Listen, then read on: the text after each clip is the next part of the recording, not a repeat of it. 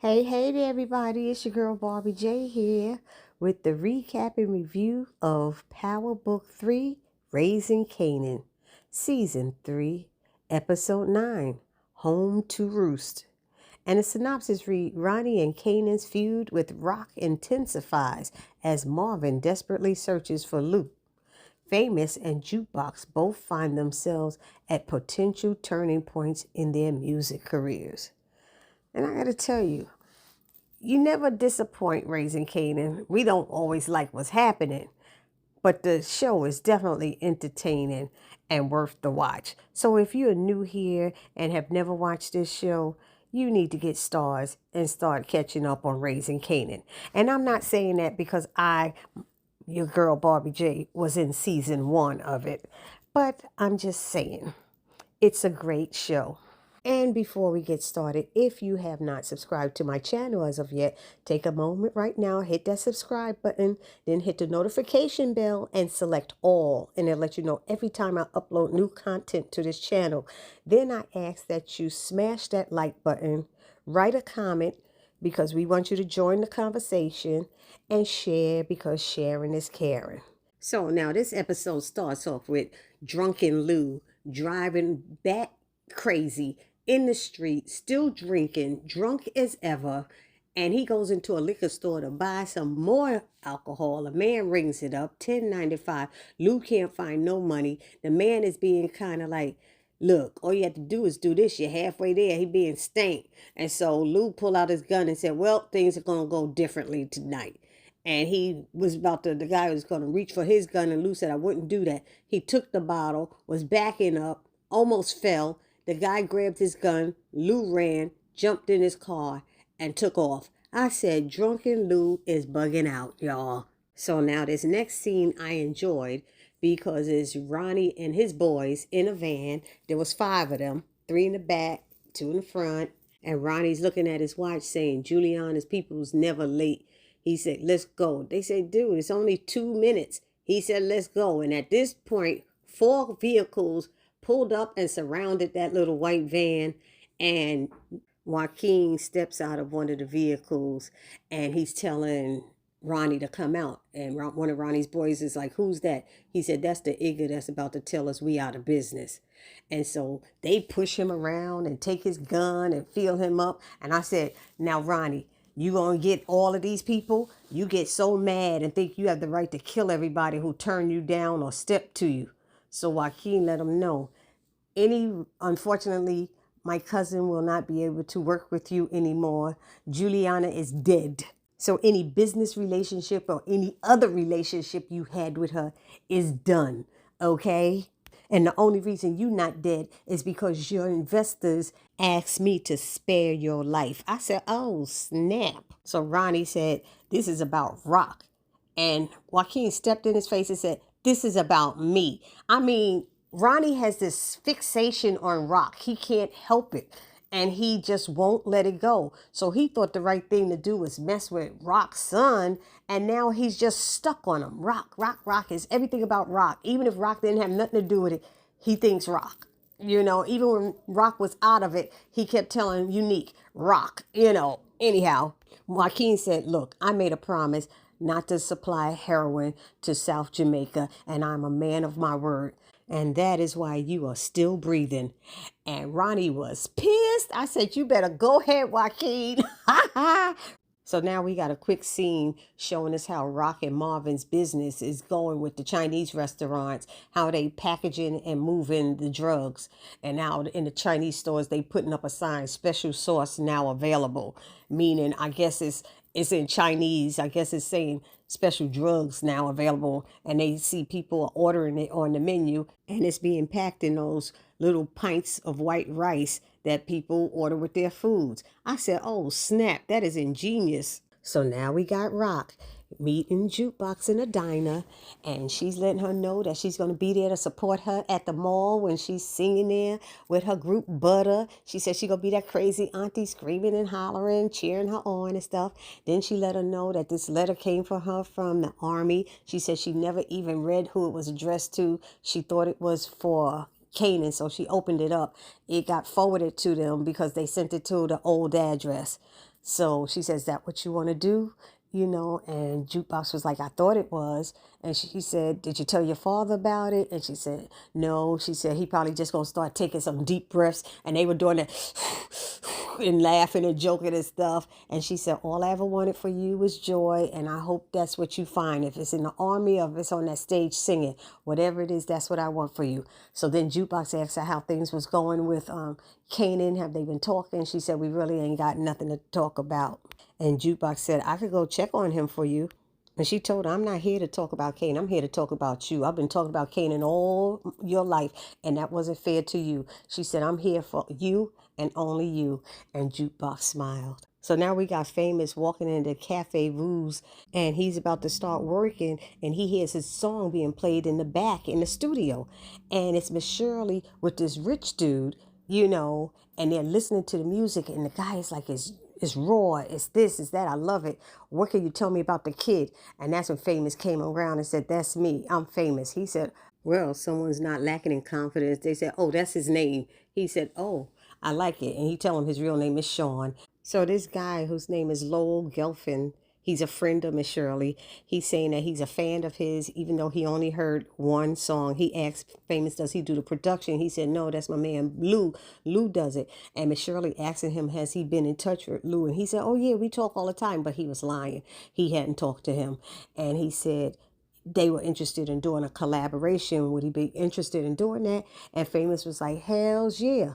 So Famous went and decided he was going to go looking for Lou. And he took a couple of deep breaths and went to his old apartment to ask Kanan. And dumbass Ronnie gonna grab him and be throwing him up against the wall, like, what you doing here and all this stuff. And Kanan sitting there letting him do it for a while, but then he's like, yo, let him go, like, let him go. And he said, look, I haven't seen Lou. I haven't had much to say to my family lately and stuff. And he was like, oh, okay. And then Ronnie threw him on the floor and everything. I said, what was that for? Unnecessary.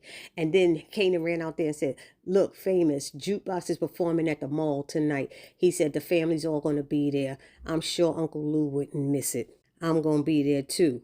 So Famous left, and Ronnie going to go and step to Kanan talking about, you up here going to the mall and we don't have no business. He said, don't you worry about what the F I'm doing. I said, oh. Kanan ain't hardly scared of Ronnie, it seems. So now we got Marvin going to Lou's apartment with the super because he haven't heard from him in days. He got to pay him money to open it up. And when they go in there, it looked like a freaking disaster in that apartment.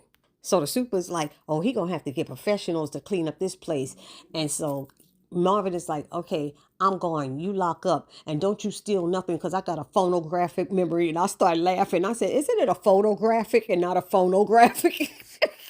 Marvin's so funny. So anyway, now we have Ronnie stepping to Pops and Snap saying, you knew them MFers was going to cut off my supply and you to say ish to me. So with guns pointed at Urkel, as she calls Ronnie, they said, oh, you heard from the Colombians, I guess. And they told him, you didn't tell us you were going around him to his cousin. That was some dumb ish. And they said, lucky for you, he came to us first. Otherwise, you'd ended up just like his cousin. Now sit your butt down. And Pops was like, it ain't just your money you effing losing. You miss losing ours too. And he's like, this is all Rock. She the one effing with us. And they was like, Rock didn't take our money. You did, Ronnie. She may be effing you, but you effing us. And don't nobody mess with our 401k. I fell out laughing. So Ronnie got up and bounced. And Pop said, that boy got mad issues.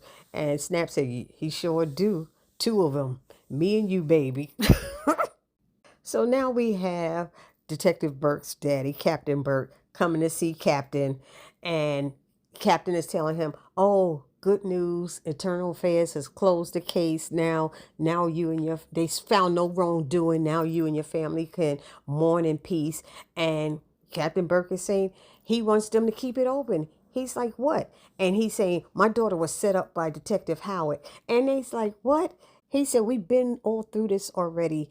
And Detective Howard is a decorated officer. And he's like, so am I.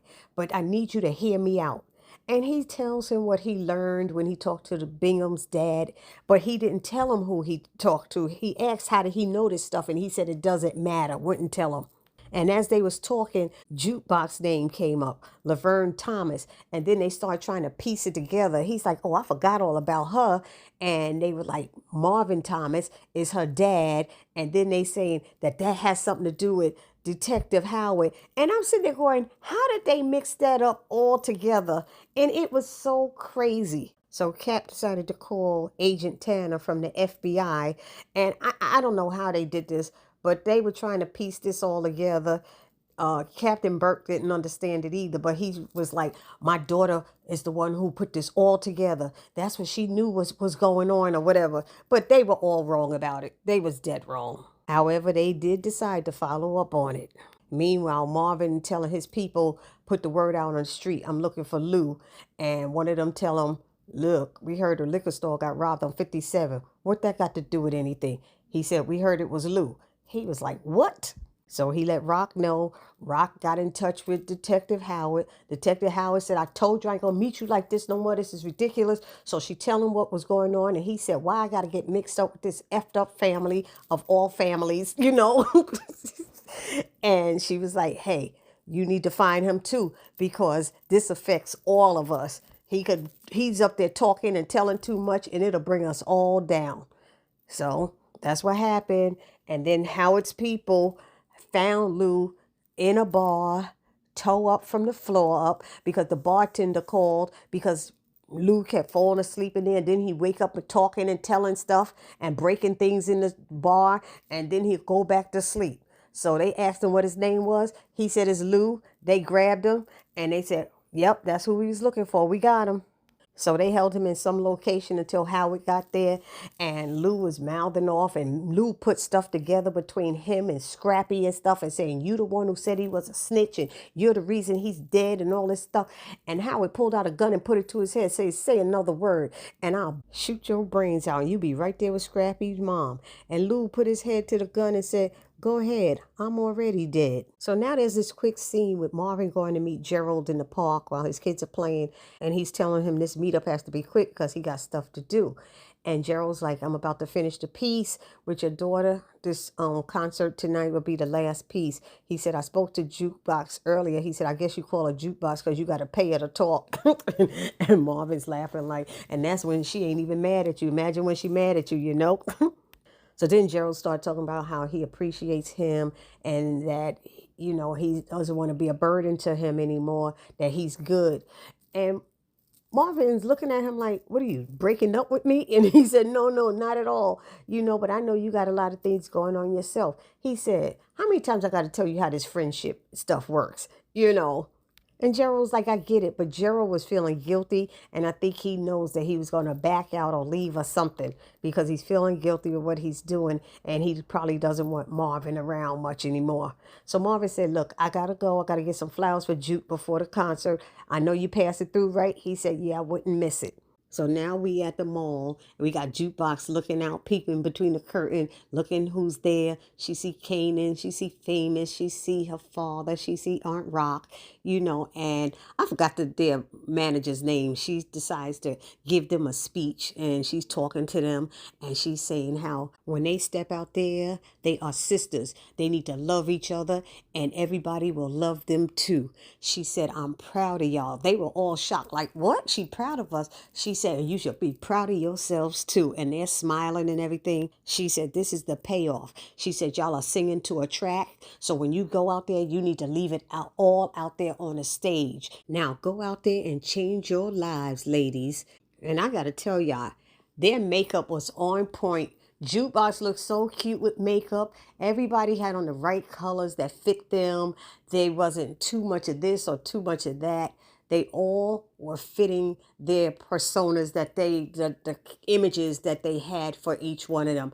And I was loving it. I was here for it. And those girls got out there and they did their things. I'm sorry, those young ladies got out there and did their thing. They slammed that song. They slammed their dance steps. Everybody got a verse, even though Jukebox seemed like she was the lead and had most of the verses. They all got a chance to go up front and do their thing. And I was loving it for them. And you know what else I loved? That they were at the Garden State Mall in Paramus. I used to shop in that mall all the time. I was like, look at them. They go Sears and everything. I was like, I remember that mall back there in the 80s. I tell you. Well, I was there in the 90s, but still. This was so cool. So now we got Kanan running into Uncle Marvin, and he was like, your cousin was killing it out there, wasn't she? He said, yeah, she was good, and he's all proud and stuff. But Kanan seemed to have some kind of like attitude towards him, it seemed. And then Rock came up behind him and said, we're going to have a celebration for her in a couple of days. You should come through. He's like, I ain't got time for you right now. And she said, threatening a social worker ain't going to make things better for you. It's just going to make things worse. All I have to do is make one phone call and they drag your butt upstate. He said, I can make some phone calls of myself right now and they'll take you some places. And Marvin is like, yo, I don't care who your daddy was, is, or could be, or whatever. He said, I'll take off my belt right here and whoop you right in the middle of this mall.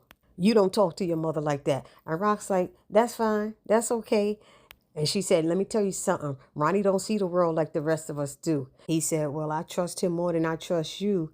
And she said he killed his own brother. He's like, that's not what I heard. I heard you took out Neek and had them Italians burn him up so you could take over his business. I said, boy, you so stupid. So she tells him, your business with Ronnie is deaded. It's done. And he said, you don't decide when I'm done. And Marvin tells Rock, you just gonna let him talk to you like that? So now backstage, the ladies of Butter are peeping through the curtain and they see three men out there talking to their manager. And they're like, I wonder what they're saying. In the meantime, Crystal had the nerve to come over to Jukebox and said, you killed it out there. And Juke said, thanks. And they fist bump. I was shocked, honey. So as they wondering what they're saying, they start coming their way and they run back and stand in line waiting to see what's going to happen when they come through the curtain, if they're going to get like a record deal or something. So when the men come through the curtain, Aisha said, what record label are y'all from? And they go, Laverne, I'm Special Agent Tanner from the FBI, and this is Detective Ogden from the NYPD. We have some questions we need to ask you regarding your family's connection to organized crime and criminal activities. And I'm like, this is what y'all say to her in front of everybody? Where's the privacy? Where's the respect? Y'all walk up in there and gonna take her down from her high on a special day for this BS, for this bullish? And I felt so bad for Jukebox. You could see her face and the hurt expression on it. I was like, damn. So now we got Marvin showing up at the hospital. Gerald's there crying and stuff. And he's like, what's wrong? What happened to Alice? And he said, I just needed a few minutes by myself. And she likes to take baths. I mean, she's old enough to take a bath by herself. So I put her in a tub. And then I stepped away for a moment. And I guess I fell asleep because the next thing I know, Amber's waking me up. And I go to check on Alice. And my baby drowned. She's gone, Marvin. She's gone. And Marvin was toe up. He could not believe it. He said, they're taking Amber away. I got nothing. I am nothing. He said, look, Gerald, you need help. He said, I'm a piece of shit of a father and I'm a piece of shit of a friend. He said, no, you're a good friend. He's like, no, they're going to put me away in prison, Marvin. You don't understand. They said they was going to put me in prison and put my kids in foster home if I didn't give them something.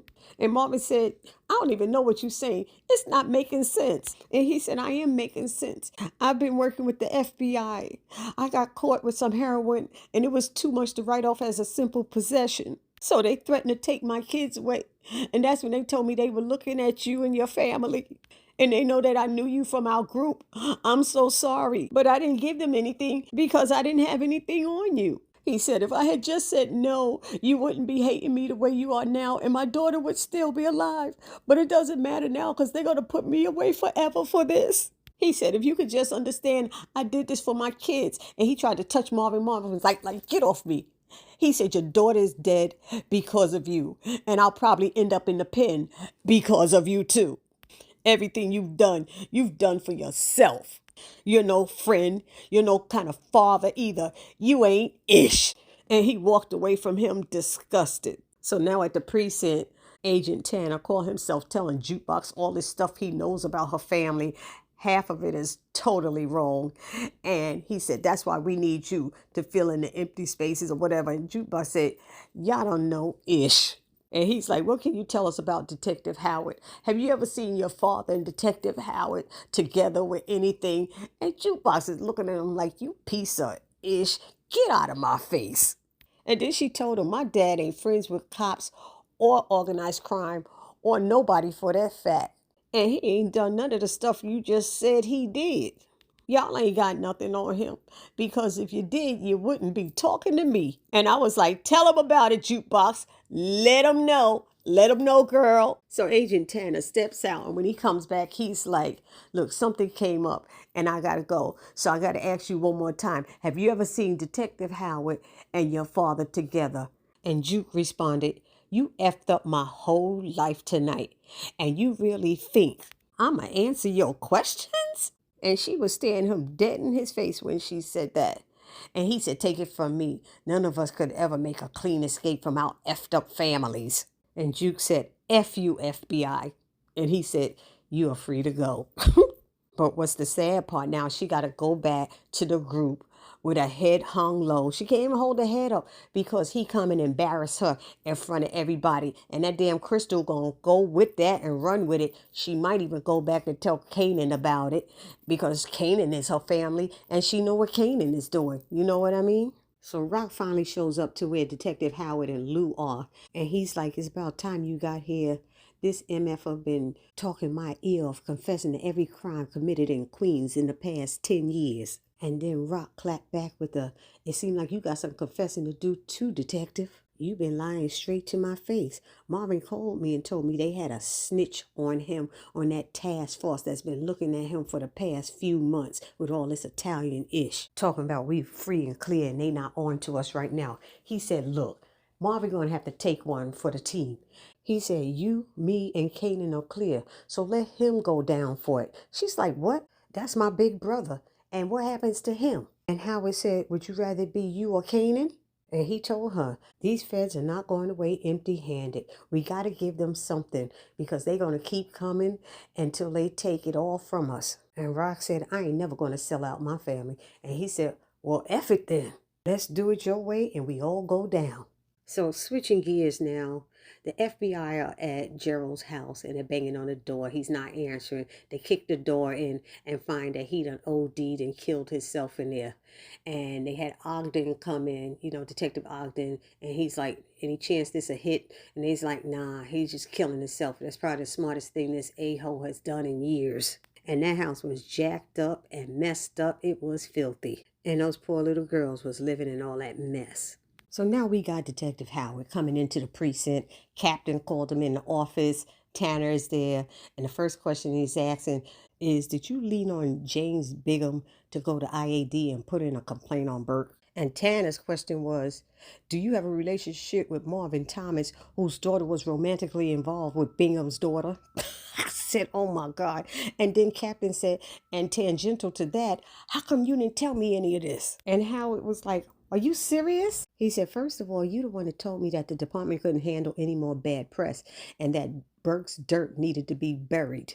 So I went to the Bingham dad to find out how deep and dirty it was and blah, blah, blah. I mean, he broke it down. He really broke it down. So when they asked him, why didn't he go to IAD himself? He said, because I ain't no effing snitch. That's why. So Tanner's like, so your relationship with Marvin Thomas is what? He said, relationship? What the F? We dating now? He said, I don't have anything to do with Marvin Thomas. And he said, yo, Cap, what you getting at? Are you trying to say I'm in business with some drug dealers? And the captain's just staring at him and Tanner. And that's how that went. And now we got Snaps, Pops, and Ronnie sitting at a table. And Kanan comes in and sits down. And they're like, your mom's is effing with our investment. She messing with our money. She need to be handled. And Kanan just sitting there looking at them. So I wasn't sure if they were saying he needs to take care of it or they getting his permission to take care of her themselves. And I'm like, y'all put it down in the comment section what y'all think is going on, because I was totally confused. I wasn't sure. I was thinking one way. My sister was thinking the other way. So I'm open to hearing what y'all think.